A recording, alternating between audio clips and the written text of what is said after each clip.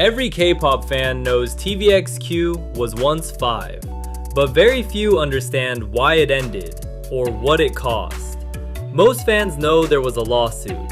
Some know it involved contracts, but almost no one fully understands what actually broke the group, what was argued in court, or what the case changed inside K-pop forever. Because this wasn't just a breakup, it was a legal battle that exposed how idol contracts really worked, forced the industry to respond, and quietly rewrote the rules for every group that came after. In this video, we're going in depth.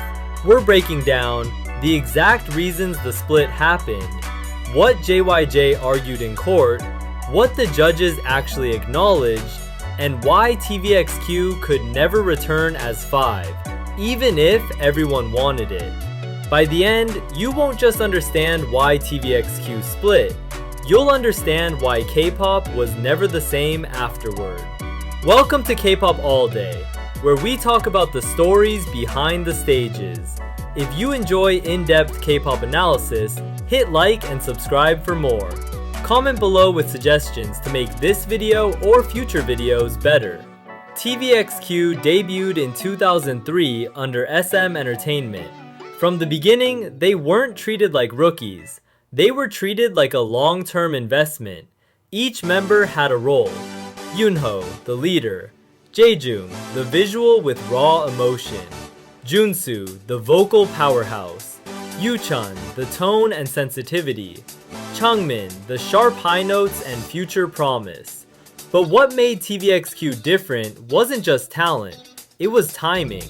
They debuted when K-pop was transitioning from local success to regional dominance, and SM knew exactly how to position them. By the mid-2000s, TVXQ dominated Korea, then Japan, then the entire Asian market. They weren't just idols, they were infrastructure. Tours, endorsements, album sales. TVXQ became one of SM's largest revenue pillars. And this is important to understand. When a group becomes that valuable, control tightens. Because what looked like success on stage did not always reflect freedom off stage. And this is where the first cracks quietly formed, years before the public ever noticed. At the heart of TVXQ's split was a contract that almost no fans had ever seen. A 13-year exclusive contract. 13 years, not including mandatory military service, not including potential extensions. In an industry where idols often debut as teenagers, this meant committing most of your adult life before fully understanding the cost. But length wasn't the only issue. According to the lawsuit later filed by JYJ, profit distribution heavily favored the company. Members had little transparency. Schedules were extreme, often without adequate rest. And here's the key detail many people miss. This wasn't unusual at the time. TVXQ's contract reflected industry norms, norms that had never been legally challenged, until 2009. And when 3 members finally did challenge it, the fallout didn't just affect them. It sent shockwaves through every entertainment company in Korea. But before we get there, we need to talk about why only 3 members walked away, when 5 became legends. TVXQ debuted in 2003, first group to hold a fan meeting in Japan just a few months after debut. Yoonho trained for 10+ years before debut, and was famous among SM trainees for his stamina. Changmin was only 13 to 14 when he debuted, making him one of the youngest K-pop idols to perform in Japan professionally.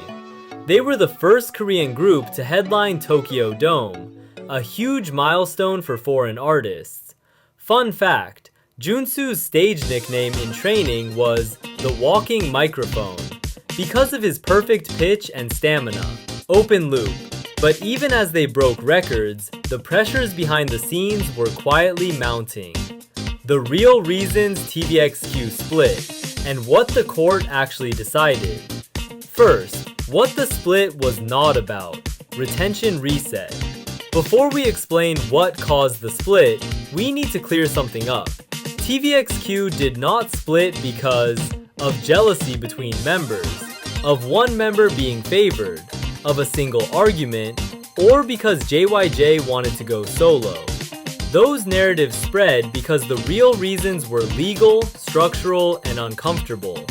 And that's why they were never explained clearly at the time. The contract no one talked about. Standard K-pop trainee contracts lasted 7 to 10 years, but TVXQ's was 13 years, which included debut prep and promotions. They had no ability to take breaks during album cycles. One anecdote mentions a member performing with a fever during a Japanese tour. SM had the right to approve all outside activities, including acting and endorsements, even fan club events. Interesting, their royalties from Japanese singles were far higher than Korean releases, yet management controlled almost all earnings, fueling tension. Open loop, and while the contracts themselves were harsh, the real breaking point came in 2009. The lawsuit filed by Jaejung, Junsu, and Yuchun centered on one thing above all else: the length and structure of their exclusive contract. At the time, their contract lasted 13 years, did not include military service time, meaning it could extend even longer, locked members into SM with no realistic exit clause. In legal terms, their lawyers argued this constituted an excessively long contract that restricts personal freedom. This is critical. Even if TVXQ became more successful, they could not renegotiate terms. Success did not equal leverage. And this is why the case mattered so much, because the court had never ruled on idol contract length before. The second major issue was money, but not in the way people assume. It wasn't they weren't getting paid. It was how profits were calculated, how expenses were deducted, and how little transparency members had. According to court documents, overseas profits, especially Japan, were heavily controlled by the company. Expenses could be deducted before revenue sharing. Members had limited ability to audit accounts. In short, TVXQ was one of the highest earning groups in Asia, but the members did not control their earnings, and legally, they had almost no power to question it. The lawsuit also cited extreme schedules, health concerns, lack of rest. This is often overlooked, but it mattered. TVXQ's schedule was brutal. Constant international travel, minimal recovery time, long promotional cycles. The members were not refusing to work. They were arguing the system did not allow sustainable work. And this is where things became irreparable. Members started discussing legal options secretly months before filing.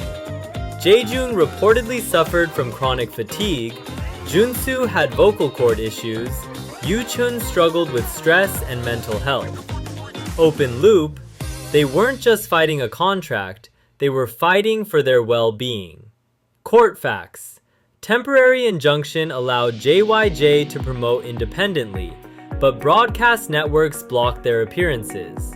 Settlement terms were private, but court documents show the contract length was declared excessive. This was historic. Fun fact, this case triggered a Fair Trade Commission review, changing contracts for future idols. Why only 3 members filed the lawsuit?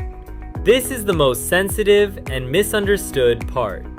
Jaejun, Junsu, and Yuchun filed together because they shared the same legal concerns, they were willing to risk career suspension, they believed renegotiation was possible. Yunho and Changmin did not oppose the lawsuit publicly. They also did not join it. Why? Because joining would have meant immediate suspension of all activities, potential contract termination, uncertain future in an industry with no safety net. Staying was not betrayal. Leaving was not rebellion.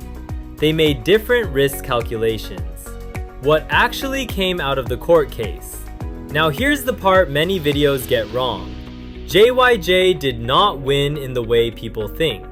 The court did not terminate the contract outright, declare SM at fault publicly, award massive damages. What did happen? 1. The court acknowledged the contract was excessive. The court recognized that the contract length was unreasonably long, the structure limited personal freedom. This alone was historic. 2. Temporary injunction granted. JYJ were allowed to suspend exclusive activities under SM, pursue independent promotions. However, this did not protect them from industry retaliation. 3. Settlement, not a final judgment. The case eventually ended in a private settlement. This is why details remain limited, but the impact was public.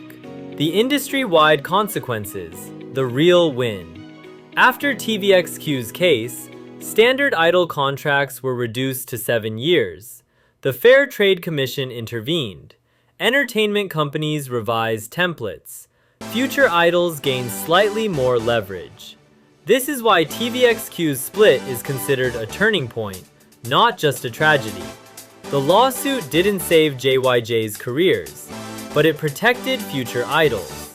Why the split could never be reversed. Once the lawsuit happened, trust between company and members was broken. Schedules couldn't be aligned. Legal risk made group activity impossible. Even if the members wanted reconciliation, the system did not allow it. TVXQ couldn't exist as 5 anymore. Not emotionally, not legally, not structurally. Every time fans talk about unfair contracts, idols leaving companies, renegotiations, artist rights, they are talking about a world that changed because of TVXQ. That's why this story never fades.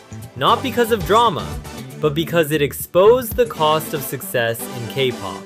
JYJ fans created support campaigns to keep their music alive despite blacklisting. TVXQ duo had to re-record songs for live shows, adjusting choreography and harmonies. First-time industry-wide impact. Other agencies shortened contracts, creating a precedent for groups like EXO, BTS, and others.